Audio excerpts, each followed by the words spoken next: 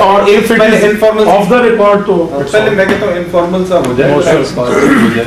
उसके पहले आप अगर देखते जो फील करता हूँ ना, जितनी भी मेरी सर्विस रही है, बेशक बहुत जिम्मेदारी होती है जो यहाँ पर बैठे हैं, तो बस हमारा मकसद जिस तरह हमेशा की तरह होता है, मतलब पहले भी जिस तरह मैं मीटिंग्स करता रहा हूँ, आइंदा भी करते रहेंगे। इसका मकसद ये होता है कि भी ऐसे हालात हैं, फौजी ऑपरेशंस हो रहे हैं, और उसके अलावा ज़ाहिर है ऐसे कई अनासर हैं, शरपसंद अनासर हैं जो इन मौक़े का पूरा फ़ायदा उठा रहे हैं और हमें आपस में लड़ा के इस मुल्क को कमज़ोर करना चाहते हैं, और हमने यही करना है कि उनका अज़ाइम को हमने कामयाब नहीं होने देना। Simple is this. मेरे ख्याल में और कोई सेकंड ओपिनियन इसके बारे में है ही नहीं। इतनी मेहनतों से हमारे आबा अजदाद ने ये मुल्क लिया है, और हम इस तरह नहीं किसी हाथों में इसको दे देंगे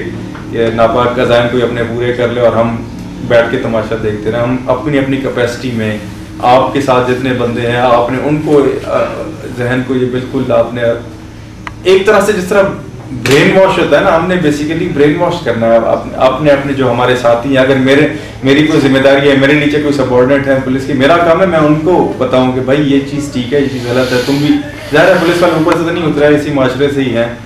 जिस घर में बैठते हैं 7 भाई, कोई और किसी और जगह काम कर रहा है, कोई एक भाई हो सकता है इमाम हो, खतीब हो सकता है एक भाई कोई ताजिर हो सकता है एक भाई डॉक्टर हो, लेकिन एज आम शहरी के तौर पे जिस तरह किसी का भी है, तो मेरा भी ये फ़र्ज़ मैं समझता हूँ बनता है कि मैं भी अपने सबऑर्डिनेट जो मेरे से नीचे हैं उनको मैं ये बात समझाता रहूँ कि भाई हमने ऐसे लोगों पे नज़र रखनी है, ऐसे अनासर पे नज़र रखनी है। कोई ऐसी बात पता चलती है, हमें आंखें नहीं बंद करनी, हमने एक दूसरे को बताना है और कंसर्न क्वार्टर को बताना है। एक तो होता है ना कि कई ऐसे मामले होते हैं जो हम खुद अपने हाथों में लेकर डील करना शुरू कर देते हैं। एज आम शहरी में एक बात कर रहा हूँ, कहीं हम क्राइम देखते हैं तो हम कहते हैं कि जी हम ज़बरदस्ती घुस जाएं, हम जी मतलब जो कंसर्न बंदे हैं, जो एक लॉ बना हुआ है उसके मुताबिक जिसने जो काम करना है, उसकी जिसकी जिम्मेदारी जो लगी हुई है वो काम करे, तब भी मेरे ख्याल में एक सिस्टम पूरा ठीक चल सकता है। अगर हर किसी का काम करना शुरू कर दे तो मेरे ख्याल में सिस्टम कोलैप्स हो जाता है। सबसे बड़ी बात हुई है। तो आप भी अपने अपने ज़ाहिर है आप भी यही बातें करते होंगे कि भाई ये जो हो रहा है ये खुद ब खुद नहीं हो रहा, कोई करने वाला है, और करने वाले कौन है आपको पता है। जो हमारे मुल्क दुश्मन अनासर हैं वो इस काम में लगे हुए हैं। आप बलूचिस्तान वाले बॉर्डर पे देख लें, उधर क्या हो रहा है, सरहद में क्या हो रहा है, मतलब हमारे हर चीज़ तमाम सरहदें जो है ना बड़ी एक्सपोज हैं, और हमारे जितने भी मुल्क दुश्मन अनासर हैं वो पूरा उस चीज़ का फ़ायदा उठा रहे हैं। मुल्क दुश्मन हो मतलब देखे ना, कोई भी इस मुल्क को इस दुनिया के नक्शे पर, कोई भी ऐसे अनासर जो इस दुनिया के नक्शे पे इसको एज इट इज़ नहीं देखना चाह रहे, वो हमारे लिए मुल्क दुश्मन अनासर हैं। बेशक किस भी फॉर्म में हो, किस भी कंडीशन में हो, किधर भी बैठे हो, मतलब वो मुल्क दुश्मन अनासर हैं, इसमें तो कोई नहीं। हम सारे इस मुल्क में रहते हैं, हमें इस मुल्क से प्यार है, हम चाहते हैं कि इसकी सिक्योरिटी, लॉ एंड ऑर्डर ना हो मसला। और बाकी जो मसलक है, हर कोई अपने मसलक में जिस तरह से चला आ रहा है, किसी को कोई एतराज़ नहीं है। इस्लाम में बिल्कुल भी इस चीज़ की है, मेरे ख्याल में बाकी क्रिश्चियंस भी हैं, हमारे मसीह भाई उनको भी पता है कि उनके ही मज़हब में भी किसी के दीन में मुदाखलत करना, उसको रोक टोक की इजाज़त नहीं है। अगर वो कर रहा है अपने, वो हर किसी का अपना है, अल्लाह के साथ ताल्लुक़ है, हर किसी का मतलब कोई इसमें सेकंड ओपिनियन कोई है ही नहीं इस चीज़ के बारे में। बेसिकली इन मीटिंग्स का मकसद ये होता है कि एक दफ़ा थोड़ा सा अपने आप को इस तरफ भी अपने आप को सेंसिटाइज करना। हम अपने कामों में, आप अपने कामों में, हर कोई अपने अपने कामों में इतना बिजी होता है कि हम थोड़ा सा टाइम निकाल करके आपस में बैठ के ये इस चीज़ के बारे में थोड़ा सा बात कर लें, मेरे ख्याल में ज़रा बेहतर हो जाता है। कई ऐसे पॉइंट निकल आते हैं, शायद कोई ऐसे इशू है जो उठने से पहले ही दब जाए, उठने से पहले ही पकड़े जाएं, ठीक है ना। इनका यही मकसद देगा कि नहीं जी ये इस फिरके का काम है या इस फिरके का काम है। अदरवाइज तो मेरे ख्याल में कोई भी एक इंसान होता है, वो कभी भी एक इंसान किसी का बेगुनाह खून बहाना नहीं चाहेगा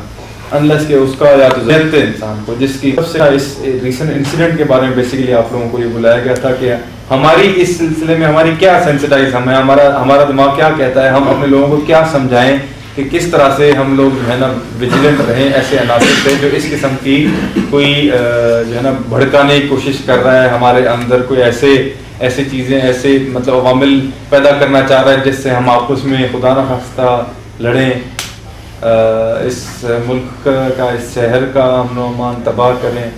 जो कि मेरे ख्याल में कोई भी नहीं करना चाहेगा हम में से। तो आप में से अब मैं ज़रा इस सिलसिले में अगर कोई अपना एक पुरअमन इलाका है और इसके अमन के में अल्हम्दुलिल्लाह यहाँ हमारे जितने अहबाब तशरीफ़ फरमाए, तमाम मज़ाहिब के, तमाम मकातब फ़िक्र के, तमाम शबाह ज़िंदगी से ताल्लुक़ रखने वाले, यकीनन का बेपनाह किरदार वगरना हमारा जो दुश्मन है वो इस तरह के मामला करने में उसने कोशिश की। पूर्व करदार महीने पहले की बात है कि 90 चक में मसीही और मुसलमानों बेशक इंतज़ामिया इस मामले में मुतहर्रिक होती है। जब उन्हें मामलात का पता चलता है वो अपनी तो बहुत बड़े बिशप थे, उन्होंने यहाँ पे अपनी जान दी थी। लेकिन ये साहिवाल वो जगह है कि जनाब ज़िया शाह बुखारी साहब की उस वक़्त भी और ये उलमाए दीन जो है तशरीफ़ रखते हैं, इनकी क़यादत में पूरे पाकिस्तान में उसके बाइकआउट्स हुए थे। लेकिन साहिवाल में 1 घंटा भी एक दुकान भी बंद नहीं हुई थी, एक स्कूल बंद नहीं हुआ था,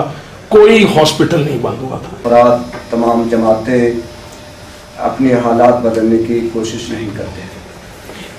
मीटिंग अपने सबऑर्डिनेट से 3-4 दिन हो वो तो मीटिंग होती रहती है।